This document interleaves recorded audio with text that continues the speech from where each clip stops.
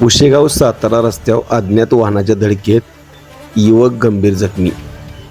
पुशेगावकडून साताराकडे जाणाऱ्या रस्त्यावर भारत पेट्रोल पंपाच्या समोर रविवारी रात्री अज्ञात वाहनानं रस्त्याच्या कडेला पायी चालत जाणाऱ्या एका युवकाला जोरदार धडक दिल्याची घटना घडली।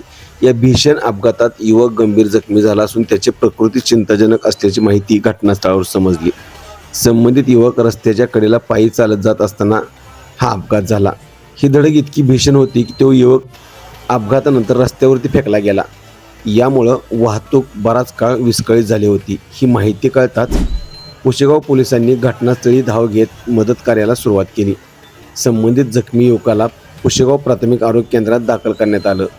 युवकाला गंभीर दुखापत झाल्यामुळे त्याची प्रकृती चिंताजनक असल्याची माहिती प्राथमिक आरोग्य केंद्रातून सांगण्यात आली। हा युवक परराज्यातील असल्याची खात्री सर्वसामान्य नागरिकांनी त्या ठिकाणी दिली। तो काही कामानिमित्त पुशेगाव परिसरात राहत असल्याचंही घटनास्थळावर सांगण्यात आलं। दरम्यान अपघातामुळे पुशेगाव सातारा मार्गावरील वाहतूक विस्कळीत झाली होती, ती पोलिसांनी सुरळीत केली। बऱ्याच वेळा या ठिकाणी अपघात होत असून ये जा करणाऱ्या नागरिकांचे सुरक्षेचा प्रश्न आता ऐरणीवर आला आहे। रस्त्याच्या कडेला पायी जाणाऱ्या नागरिकांसाठी सुरक्षेच्या दृष्टीनं उपाययोजना होणं हे महत्त्वाची बाब संबंधित विभागाच्या माध्यमातून करण्यात यावी अशी मागणी घटनास्थळावर करण्यात आली।